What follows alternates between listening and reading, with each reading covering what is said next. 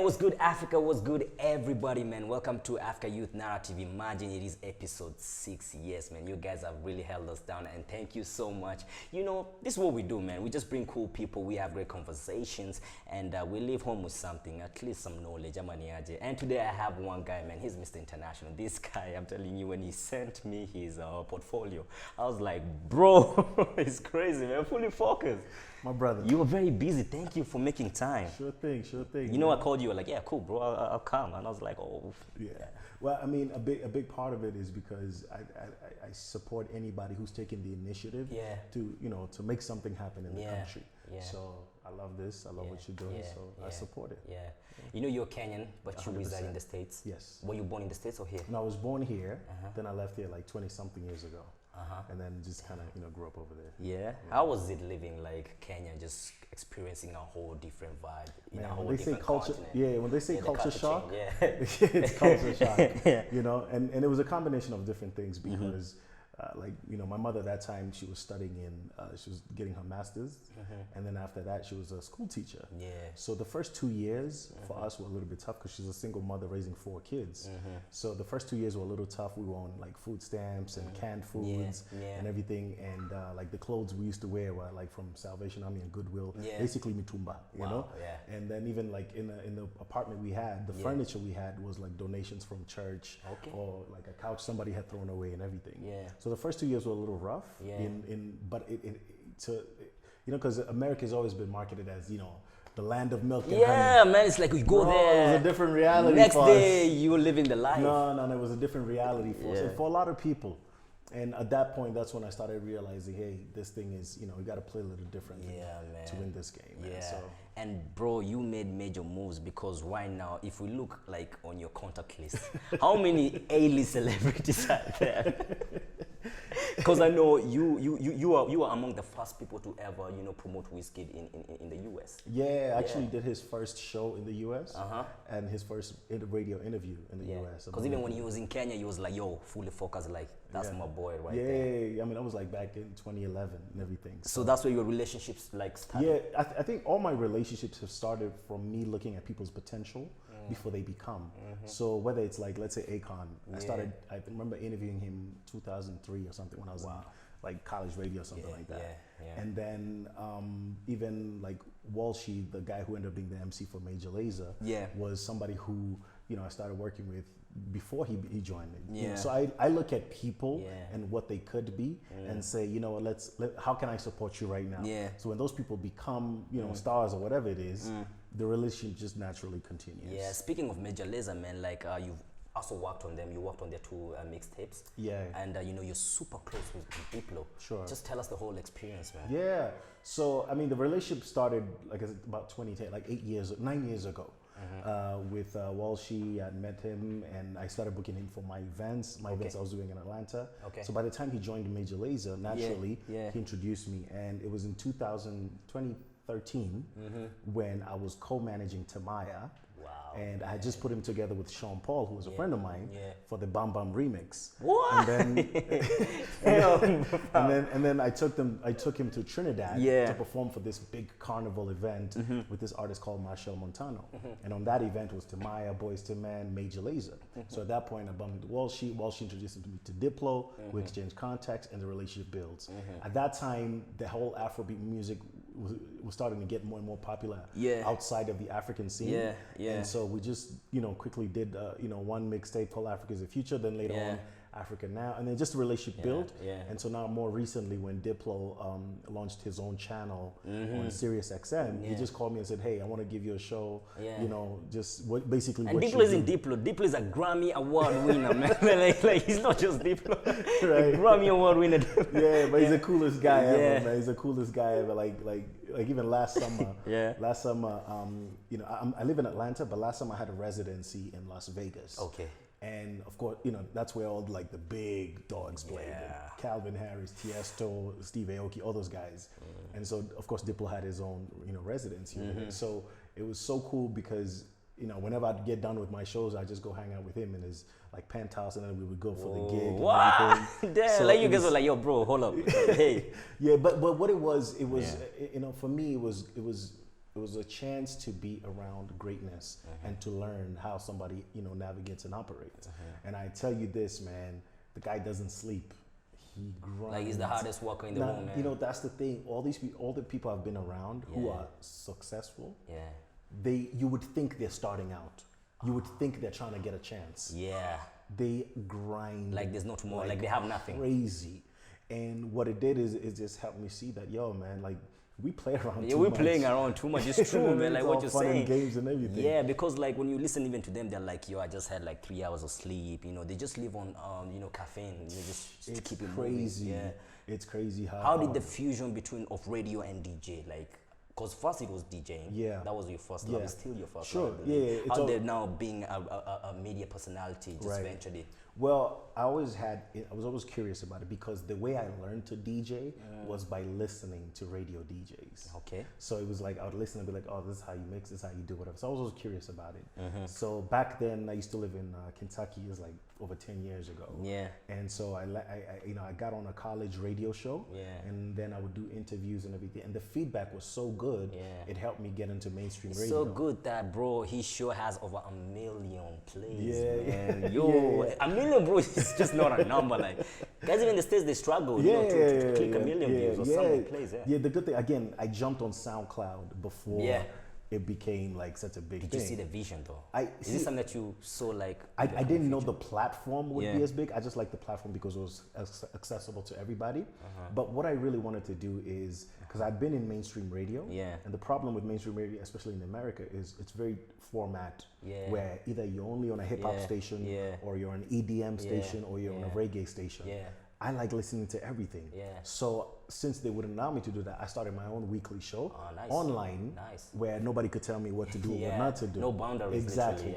And a lot of people started discovering, you know, music through the, you know, those shows, and they would share, became popular. So, you know, I think it was just like a regular thing that helped me just be able to say, hey, I love radio. Let me just do that.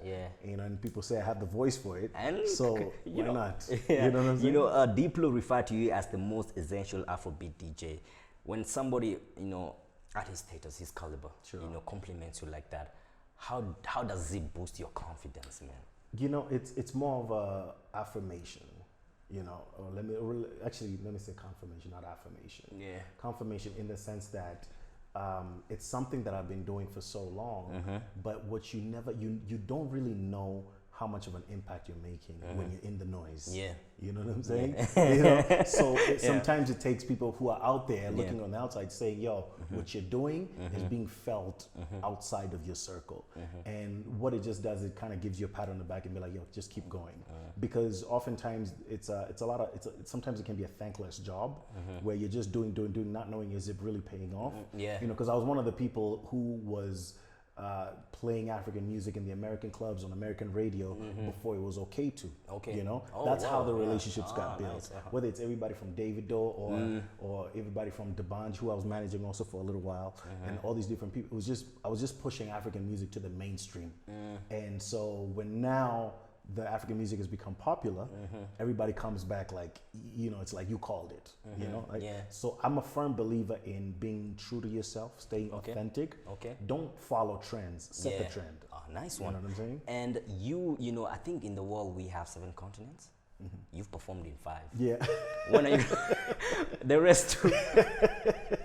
When you played there. So where have you performed? Where and where? Of course, Africa. Okay, Africa, motherland. North America, Europe, South America, and Middle East. It's a little bit of Asia. Wow! And when do you plan to, you know, move on to the next, you know, this other Antarctica? Antarctica, it's cold like crazy, like, you know, just keep people warm with good. You know, hopefully it'll be. I do plan to make sure that I do all the continents. So at some point I will. Having that vast experience, man, and you know, just you coming back home. Sure. What is it that you feel like it's really being done so wrong? I think one of the things is a commitment to excellence. Okay. You know, that's the one thing that I've kind of always been about. Okay. It's like whatever you're gonna do, just be the best at it. Just be exceptional, whatever level you're on. Don't worry about who's doing what and looking up, looking left, or whatever it is. Yeah. Just be the best at what you're doing on your level. When you do great, people notice and people reward you. Nice you know, one. that's the first thing I'll say. The second thing is understand that nobody owes you anything. True. Nobody owes Nobody, you a actually, single thing. yeah. So it's up to you to get up, do it, figure it out, and everything. Don't wait for the government. Don't wait for parents. Yeah. Don't wait for who, and so on and Just so start. forth. Just The little you do have. it yourself. Yeah. Use what you have. Start with where you at. Yeah. You know, don't try to compare yourself with the biggest people. But like I said, it's taken me 15 plus years to get here. Yeah. So you know, in like I said, even when I'm around the Diplos, all these different people that I play with, Okay. it's not like I feel that I'm less than. I understand it took them years. They serve a different market, and I'm content. I'm content with that. So you know, that's I think what I would say. Yeah, let's talk about passport experience, man. Like it's a global sensation right now. It's a huge event where you bring different culture, diversity in together. What's the whole you know, play behind it? Like, is this something that you felt like there was a void? Yeah, so it's something I started a couple of years ago when I first did my first world tour. Okay. In 2012. Okay. I played in Dubai, Amsterdam, London, Belgium, Rwanda, and also Kenya. And there's one thing I noticed is that, you know, I wanted to take my fans across the world. Okay. And I was like, since I know not everybody will have the chance to be able to travel the world, what if I brought the world to them? You know, and so how can I create this experience that makes people feel like they're traveling to different parts of the world by the music genres and the cultures that are showcased on the event? Yeah. So it made sense, passport experience, because if you're traveling the world, well, you always need a passport. Yeah, So, you yeah. know, it's Wow, even the name, Exactly. the creativity. Exactly. Yeah. So it's passport experience. Yeah. So I started in 2015, and then I called at that time Akon to come host it. He loved it, and shortly after that, I said I want to be a part of it. So we became, you know, we formed a joint venture. He became a You guys became partners now. business partners on that. Wow. As well as this gentleman called Shaka Zulu, who's basically the guy behind everything Ludacris has done. And then after that, I started moving in different markets. Did Los Angeles, New York, Las Vegas, Austin, Texas. Wow. And now really want to bring it here home. Yeah, man. You have like, are you bringing it in April? Yeah. So I'm break it gonna down do for us. several things out here, but the first main one, which I feel is more important than the whole fun festival, is a conference. It's going to be Passport Experience Conference, which really is meant to celebrate entrepreneurship and, you know, innovation in music, TV, film, and technology. Okay. So some of the brands that we're gonna have keynote speakers from some key brands. Like for music, we have Rock Nation. For TV, film, we have Netflix. Okay. And then for tech, we have Uber, but we might add, you know, a couple more here and there. So it definitely is something that people should attend to. You know, like if you really want to venture if into you're this serious industry, if you're serious about what you're I'll doing, come actually. Yeah, you need to get the information. And the whole idea is to help people understand how are things done on that high level, you know, to understand what are the things that can be borrowed. But I'll also have people locally from here, as far as from Africa, who are also doing exceptionally well, some of the different brands and people. So it's something that I felt like, you know, I feel like that's the big missing thing out here is education. Education, people don't understand, you know, the whole knowledge aspect of it. Yeah, and we're talking about the business side of things. There's the music, then there's the music the fun business. factor, and then there's TV, now film, money. there's the film business. You understand? And so on and so forth. So those are the things that I want people to understand, so that people can understand. Okay, if I have the talent, or if I have this idea, how do I go from here to there without being taken advantage of? Nice one. And is there like, what is the process? Is there like registrations that people? Sure. So we just launched the marketing, like I think it was like yesterday or the day before. Okay. So in another maybe 2 weeks or something, we'll open up where there's tickets and registration. Again, we only want the serious people, people who really are serious about their craft, but are itching for information that they can't get anywhere. You know. So you know, all that stuff will come along, and then later on we'll break down the calendar. I mean the schedule of what kind of topics we'll be talking about and so on and so forth. Awesome. And you know, even before we wrap up, definitely we're gonna give guys your handles, you know, social media handles, so that if like there's new information, absolutely, they can get it there. Yeah. So everything you can always find on Instagram or Twitter at Fully Focus, FULLYFOCUS. I'm assuming they're gonna write it somewhere. Yeah, we got you. We got you. Those are the main two platforms I can say do that. And, and then like having headline in these major concerts, man. Like who can you say has been like the favorite people you've worked with on stage? Wow. Definitely. Okay, let's place them on one hand, like give us Right. your top 5. Right. Definitely Major Lazer for sure. Yeah. Very electric, very incredible. Uh, Crazy enough, this guy called Marshall Montano from Trinidad. Soca, very energetic, very great performer. Wizkid, always been a good guy performer. I love Sauti Soul. Yeah. Love. I actually did their first US tour. Wow, man, Focus has pulled people on. Wow, that's incredible. And then the other one I would say Wyclef. Yeah, Wyclef was fun. Yeah, Wyclef came because I've worked, with a bunch of rappers and everything, but rappers are more chilled. Yeah. Wyclef, you will stand on top of, Yeah. like I remember I was playing and he stood on top of now the table where the music is, Down. and for some reason the software was acting up, so it froze. Yeah. So he started freestyling. Yeah. Until the time I got the beat right, and so dope. Do you always have like a different introduction? Because bro, your style of just how you engage the crowd before you hit, the stage is always just different. You put people in a vibe. Yeah. Is this something that you do it like you judge the crowd, you look at the the kind of concert, the kind of people who are there, and then you just see. I've always looked at it as whenever I'm in front of a crowd, I don't look at them as just people who are just want to bang. No, I look at it as you don't know where that girl or that guy where they just came from. If they had a bad week, maybe somebody lost their job, maybe they have relationships issues, maybe they have family issues. So when they're walking in there, they're looking for an escape. So I look at it more like therapy, like I'm their therapist. Nice, yeah. So that when I understand that, it's first to communicate so we're on the same page, and I'm saying, hey, whatever you had before coming in here, forget about it. Let's start. Let's now have fun. Forget about everything. So it's important to engage. So you just settle people down. Exactly. Relax. Let go of everything. Have fun. You know what I mean? Yeah. And then now we start building. And it worked for me, because I remember we worked together where you were playing and I was emceeing. Yes. And when you just hit the stage, it wasn't like the other DJs. It was just like, okay, I just got into it. I was into the vibe already.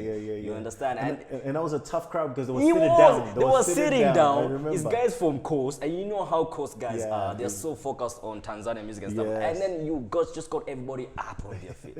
Yo, man, that's crazy. Does that come with experience? 100%. The more one thing I always did is I try to get myself as comfortable in uncomfortable places. Okay. So I would always look to. That's part of the reason why I was traveled, because you can get really good at playing in just one area where the crowd is used to you, but you go to a different area and the crowd is not used to you, and they're like, "Yo, that's not gonna work here." So the more I've traveled, the more it helped me to be like, okay, how do you be able to, how do you connect with audiences, and then you gain more confidence with different audiences and everything. So. That's one thing I would say. Whenever you have a chance, anybody, whatever it is that you're doing, travel as much as possible. And guess what? You don't have to travel to Europe, Dubai, all these different places. Even within your country and everything, there's places. But even in the city, just learn to get in front of as many different audiences as possible, because it helps your vocabulary, music vocabulary, and ability to gauge different crowds. We've had a lot of people complaining, especially here in Kenya, where events you find like the stadium is full. The numbers are there, but the money doesn't reflect. How do you plan a successful event? Like you make your return, you make profit, because a lot of guys always complain like, damn. Like there's a norm in events here in Kenya where people don't make money. Absolutely. You'll see the people turn up. Sure. I think events are always a tricky business, and there's always different factors that surround it. I know one of the challenges in Nairobi is, I think we're too cliquish. We're too by class.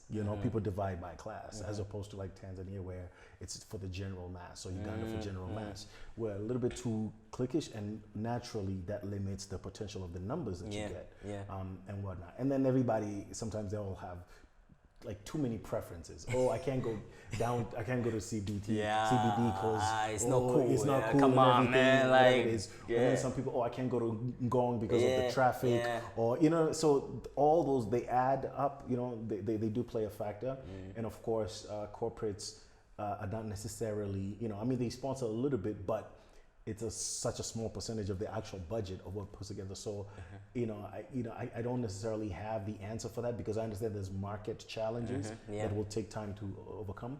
But I'll say the big thing that has happened that's a really good thing is the frequency of the events. So I remember in 2015, I don't know who I was talking to, and I was saying, hey, I think Kenya, needs to have more live events going on, especially for international acts and everything. And at that time, we were maybe averaging 1-2 big events per year, whereas last year, the last 6 months, it was like 2 big events per month, right? And what that does is it increases market confidence for people to be like, because there are people who are just sitting at home watching, and they're like, man, that guy's not gonna show up. Then they see it happening. Then the next time they're like, maybe, let me see what's, and then that guy shows up. So by the third one, they're like, I'm not missing this, because all my friends were there. They were sending me clips and everything. So social and the media word of mouth as well, man. Big time, big time. So what's doing, it's increasing the numbers slowly but surely. It'll probably take us maybe another 2 years to get properly to the right place. What's happening in the state, because especially here in Kenya, we only see the same people performing in big events like Las Vegas 7. So a lot of new upcoming talent, they're accusing like a lot of promoters and artists of not selling the culture out there, because if there's any big event, we get to see the same faces. Like, unlike Nigeria, you see like if there's a big event, you see somebody like Davido going with all his gang. Like you see new acts, gaining fans outside Africa, but it's not happening here. Because I spoke to some artists, and they were like, yo, there's nobody who pushes our music out there. We don't have people who, like, yo, this talent back home, try, see what they got. So that one is actually it's a very long conversation for me. I could go there, but and I'll do it a little bit. But just to kind of clarify something first, someone like Davido, he has a label.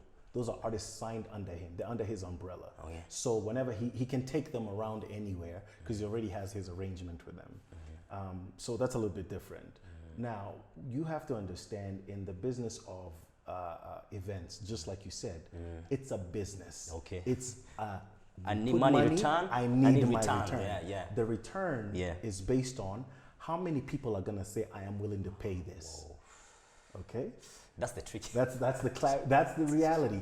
How many people are gonna say? Now, you have to put yourself in the customer's perspective. When someone is deciding to pay money, this is what they're thinking. One, how many songs of this person do I like? Because if I'm gonna pay $20, am I just going to hear 1 or 2 of their songs? That's only gonna be 10 minutes. Or do I go to hear someone who I'll sing 60 minutes worth of their song? Okay? So you can't blame those guys over there. We blame the people here. Okay? It's a business, number one, to understand that. Now, the other thing is, and I know this goes back to the conversation about Kenyan music and everything. How do we change that? Personally, first, I think it's a big cop-out for artists. Because I think that, when you make hit records, they'll find their way to people. You see, if this conversation was happening 10, 15 years ago, yes, it would be right, because the radio and TV controlled a lot of it. Nowadays, it's the internet. But the issue is, focus in Kenya, almost 70%, they still get information through mainstream. What artists are pushing for is the mainstream what needs to do, play the 70% Kenyan music, because somebody out there in the upcountry will only buy to what TV tells them, you understand, or what the radio plays for However, going back to the purpose of a radio station and a TV station, remember, it's not a law, it's a business that is used to advertise. You cannot put a gun on people's head like, play this music like it's a must. And their job, I remember one of the radio stations I used to work with a long time ago, I got fired, my first radio station. I got fired, and because part of it was because I was playing like a lot of different genres of music that I liked, that I thought people would like. And I remember the program director said, please understand what our business model is. We are here to sell advertising. Music is just the bait for people to come listen to, for us to be able to sell it. Which means on air, at all times, whatever we're playing has to be appealing to the audience to where they stay on that station, or they'll switch to the next station. Because advertising is based on ratings, right? The more people are listening, the higher the ratings of a station, the higher the rates of their advertising. So whether we like it or not, it goes back to, is it dope music that's being made to keep people engaged? Okay? And another thing is, the amount of consumption of music that's coming out. Let's use Nigeria for an example. We get to hear like a certain amount of music, but there's another crap load of music we don't get to hear because it's not quality. It's not quality. Let me give you an example. Burna Boy, last year, he had 3 big records. Gabona, and On the Low, right? Those 3 records. But you know he removed 11 songs last year. He dropped an album actually. He had last year. 11 songs last year. Okay? Yeah. But those are the three main ones, because just because you remove music doesn't mean it automatically has to be played. Yeah. So once you understand that, you can't bypass that, the quality of music. And when I say quality, I'm not talking about doing big production like houses. No. It's just quality in terms of three things. Production. Does the beat resonate with people? Melody. Is it catchy? Lyrics, is it relatable? And the best examples I could give you, I'll give you two examples. Lamba Lolo, right? And Taka Taka. Wow. Right? Yeah. Okay? We're going to get the basics. Yeah. Those two did not come from big budgets and big labels and everything. They were just making music that they felt was dope for themselves and their circle. And look how far those records have gone. Yeah. Without quote unquote big backing. No marketing budget. But it's because we cannot bypass the first step. No matter how much we talk about this thing, we can't pass the first step, which is make hit records. Should favoritism and patriotism ever play? It plays a part, but it's not a long-term solution. Should we overlook? But the reality, here's where the reality is. It's a good thing for us to do it immediately, but it doesn't fix the long-term problem. And guess what will happen? In another 5 years, we'll be having this conversation. We are. Just like we happened, 2011. This has been happening. This is not the first time people have been pushing play. So insanity is doing the same thing over and over and expecting a different result. Do you have a solution, man? Because you hang out with people who, who made it. What's the solution? It's the same solution I just said. Okay, yes, first, break it down. First, it's about number one. It is about the music. Like you can hate me, you can write me. I don't care. It's about the music. Number one. Wow. Okay. Yeah. You're not gonna bypass that. Once you have dope music, again, the beat, the melody, and the lyrics relatable. Once you get past that, how are you positioning your music? How are you marketing your music? Right? There's two ways. Nowadays, again, you got social media. There's different ways to be able to get creative and be able to market and everything. Or don't even, if you don't want to do, go crazy on that, put it on all the places. You got your YouTube, right? You have your YouTube, you have your SoundCloud, and all this positioning. And numbers don't grow overnight. Numbers don't grow overnight. But guess what happens? When I listen to something and I like it, I'm going to send. The reason why it's important we first start with the music, because majority of the records, the songs that you like, that somebody sent to you, you like, and you felt shit. Nobody had to tell you, share this. Exactly. You share you because do it you love because you're feeling it. Even me personally. Music is about the feeling. You understand what I'm saying? And so, and once you understand that, it's that. That's why it goes back to the music. Once I feel, and that's why I play these records. I play Taka Taka. I play that. Even there's this kid who went, kind of viral the other day. Zero Sufuri. I don't know if you know that. No, maybe I know that guy. Yeah. So he's a guy who he was doing like some freestyle and everything, and he sounded really dope and everything. And it's a song that that he had, but people are sharing it because they're feeling it. Nice. You don't have to convince people a song is a hit. They'll feel it and will want to share. It will sell itself. It will He's sell a itself. user. I'm telling you, let's not because bypass I feel like we needed that, and most of the people that I've talked that I speak to, they really base it on the fact that we don't care about anything as long as this is Kenyan played fast. Yeah, that's bullshit. And that's sorry. Yeah, bro, you can do it. It is what it is. Bullshit. That's bullshit. Yeah. Because let me tell you. So let's say, for instance, that becomes law and standard and everything. But not everybody's making quality music that we're doing that. It may work in the country, but guess what? That music won't travel outside the country.